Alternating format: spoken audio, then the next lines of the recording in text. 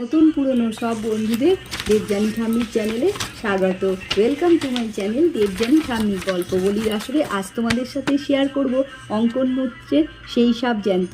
গল্পটি যদি তোমাদের ভালো লাগে তাহলে লাইক কমেন্ট আর শেয়ার করে দিও। গঞ্জ অখ্যাত জায়গা, সেই জায়গায় লেখককে বদলি হয়ে আসতে হলো। চাকরি জীবনে বদলি তো একটা খুব স্বাভাবিক ঘটনা, এই নিয়ে তৃতীয়বার বদলি হলেন। তবে জায়গাটা এত ইন্টেরিয়ারে হওয়ায় আর যাতায়াত করা তো যাবে না বাড়ির থেকে, তো সেইখানে একটা সত্যিকারের সুন্দর থাকার মতো ভালো জায়গা লেখককে খুঁজতেই হলো।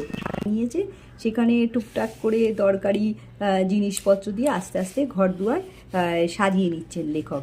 তো বর্ষাকাল, খুব বৃষ্টি হচ্ছিল সেদিন। এমনিতে তো অফিসে কাজের চাপও কম, যেহেতু এটা মেন অফিস থেকে একটু বাইরে, আর পাড়ার লোকজনও ভালো, তাদের সঙ্গে গল্পগুজব করে ভালোই কাটে এই সময়।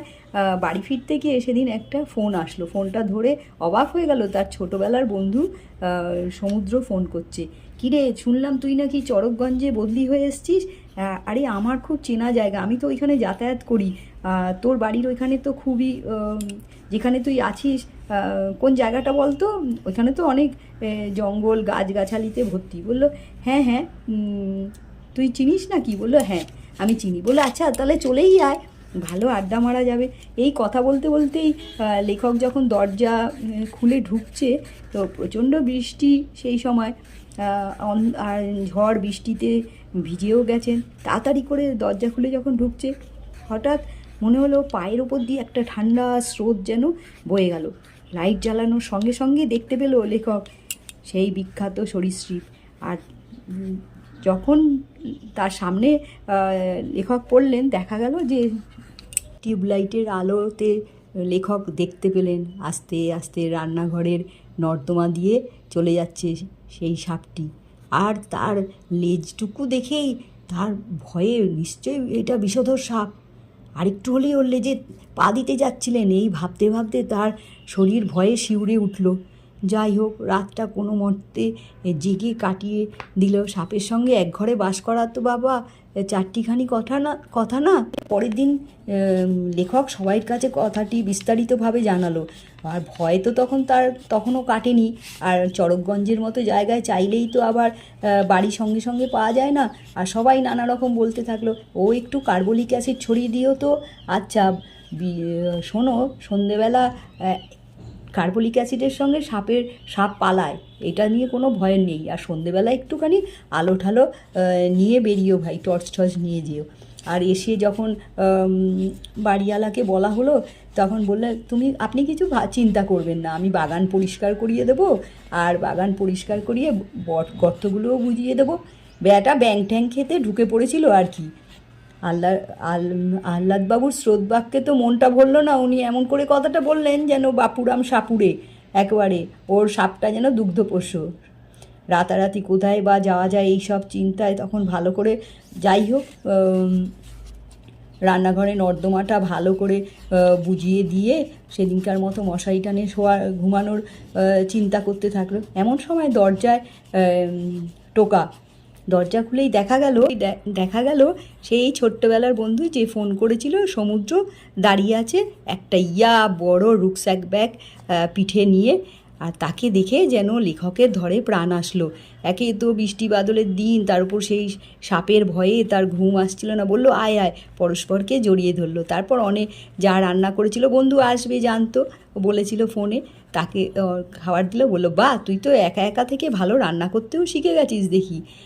তো দুজনে মিলে খাওয়া দাওয়ার পর বললো মশারি টানাচ্ছিস কেন? বললো মশাও আছে, আর লাইটটা জ্বালানো থাক। লেখক বলল। বন্ধু বললো না না, লাইট জ্বালিয়ে কি আবার ঘুম আসে নাকি, লাইটটা নিভিয়ে দিই। তখন তাকে তো বলা হয়েছে, সেই গল্প তো আসার সঙ্গে সঙ্গেই করা হয়েছে। বললো না রে, আমার খুব ভয়। বললো তোর কোনো ভয় নেই, আমি আছি তো। লেখক তাও অনিচ্ছা সত্ত্বে বন্ধু যখন বলছে, তখন তার কথাতে লাইটটা নিভিয়ে শুয়ে পড়লো। হঠাৎ একটা কিসের আওয়াজে লেখকের ঘুম ভেঙে গেল। ঘুম ভেঙে যে দৃশ্য লেখক দেখল, তাতে তার গা আরও ভয়ে ঠান্ডা হয়ে গেল। দেখতে পেল তার বন্ধু সমুদ্র মশারির একটা দিক গুটিয়ে মেজে এসে দাঁড়িয়েছে, আর তার হাতে ধরা রিভলভার, আর সেটা তাক করা আছে যার দিকে, সেই দিকে তাকাতেই লেখকের বুক একদম কেঁপে উঠল। সেই বিশাল কালো চকচকে সেই সরীসৃপ, সে ফণা ধরে দাঁড়িয়ে আছে। কেউটে, গোকরো না কি বলা যাচ্ছে না, বোঝার তখন সময় নেই। আর তাছাড়া বন্ধুর হাতে রিভলভার আসলোই বা কী করে, সেই চিন্তাও তখন মাথায় আসেনি। সমুদ্রের হাতে ধরা পিস্তলের ওপর হঠাৎ করে সাপটা এক লাফে সমুদ্রের বন্দুক ধরা কবজির ওপর ঝাঁপিয়ে পড়ল, আর তারপরে তার মণিবন্ধের রেডিয়ালের ধমনীতে বসালো এক মারণ ছোবল। সমুদ্রের হাতে ধরা পিস্তল থেকে গুলি লক্ষ্যভ্রষ্ট হয়ে ছিটকে গিয়ে দূরের দেয়ালটায় গভীর গর্ত তৈরি করে দিল। আর তারপরেই তার বন্ধুর দেহটা মেঝেয় পড়ে ছটফট করতে লাগলো। আর কিন্তু সাপটাকে আর দেখা গেল না, কোথায় যে চলে গেল। হঠাৎ দেখা গেল সাপটা সেই বন্ধুর আনা রুকসাক ব্যাগের পেছন থেকে বেরিয়ে আবার সেই নর্দমা দিয়ে চলে যাচ্ছে। আর লেখক তো তখন ভয়ে ভাবছে, এরপর তো পুলিশ এসে তাকেই ধরবে, নিশ্চয়ই তার বন্ধুর মৃত্যুর জন্য সেই দায়ী। চমকে উঠে তাকাতেই দেখতে পেল, তাড়াতাড়ি উঠে রান্নাঘরের দরজাটা বন্ধ করে দিল। তারপর ফিরে এসে সমুদ্রের রুকস্যাক ব্যাগটা তাড়াতাড়ি করে সরিয়ে রাখলো, কিন্তু ব্যাগটা ফাঁক করতেই সে চমকে উঠল। ভাগ্যক্রমে তখনই তাড়াতাড়ি থানার ওসি সাত্তকীবাবুর নম্বরে ডায়াল করে তাকে পাওয়া গেল।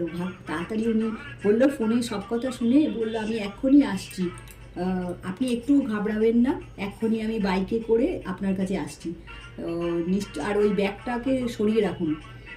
ভদ্রলোক তাড়াতাড়ি ফোন কেটে দিল, মাথায় হাত দিয়ে ধপাস করে তো লেখক বসে পড়লো। এই অবস্থায় আর কী বা করার আছে। কিছুক্ষণ পর দরজার বাইরে বাইকে ইঞ্জিনের শব্দ হলো। দেখলো হেলমেটে ঢাকা সাত্তকীবাবু তাকে দেখতে পেয়ে বলল, তাড়াতাড়ি আপনি বাইরে আসুন, এক্ষুনি থানায় যেতে হবে। পুলিশের নির্দেশ পেয়ে সবে ঘরের দিকে যাচ্ছে, এমন সময় হঠাৎ দেখা গেল বাগানের পাঁচিলের দিকে আরেকজন কে দাঁড়িয়ে আছে, আর একটা কালো লিকলিকে সাপ তড়িৎ গতিতে পাঁচিল পেরিয়ে সেই মানুষটার ঘাড়ের ওপরে আবার সেরমভাবে লাফ দিয়ে ফণা তুলে উঠল। একজন পূর্ণবয়স্ক মানুষ কাটা কলা গাছের মতো পড়ে ছটফট করতে থাকলো, ঠিক তার বন্ধুর মতোই। একদম সঙ্গে সঙ্গে মুখ দিয়ে ফেনা বেরোতে থাকলো। চারিদিকে তখন কিছুক্ষণের মধ্যেই পুলিশ এসে গেছে।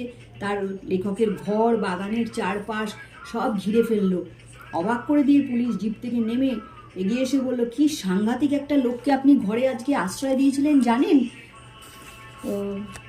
অবাক হয়ে তো লেখক শুনছে যে সে তো তার ছোটবেলার বন্ধু। বলল, না, এই দুজন শয়তান সন্ধেবেলাতে হাত ফসকে পালায়। ওর ব্যাগটা খুলে তখন দেখা গেল সেই ব্যাগের মধ্যে রয়েছে যত থরে থরে সাজানো সাপের। ভোরের আলো ফুটে উঠল, ততক্ষণে পুলিশ চলে গেছে। নিথর দুই অপরাধীর দেহ আর এক ব্যাগ সেই সাপের খোলস বা চামড়া নিয়ে। চোরা কারবারি যিনি করতো তার বন্ধু, জেনে মনটা ভারাক্রান্ত হলেও আরেক দিকে তাকিয়ে, জঙ্গলের দিকে তাকিয়ে লেখকের মনটা ভরে উঠল। এই প্রাণী জগৎ আমার কত ক্ষমতা রাখে, কি সাংঘাতিক অপরাধীদের তারা ধরে দিল। তারপর বসে বসে ভাবলো, তার কিরম খবর নিয়ে জানা গেছিল, মারা যায়নি, সারা জীবনের জন্য পঙ্গু হয়েছিল সমুদ্র আর তার সঙ্গী। আর এই যে দেশের কোটি কোটি টাকার জিনিস, প্রাণীকে হত্যা করে চোরা কারবারি করা জিনিস উদ্ধার হয়েছিল, তা তো এই প্রাণীকুলের জন্যই। তারপর থেকে আর লেখকের ভয় করতো না, সে সরিয়ে দিয়েছিল রান্নাঘরে নর্দমার মুখের ইটটা। ভয় কি, নিশ্চিন্তে ঘুমাতো, আছে না বন্ধু পাহারা দেওয়ার জন্য।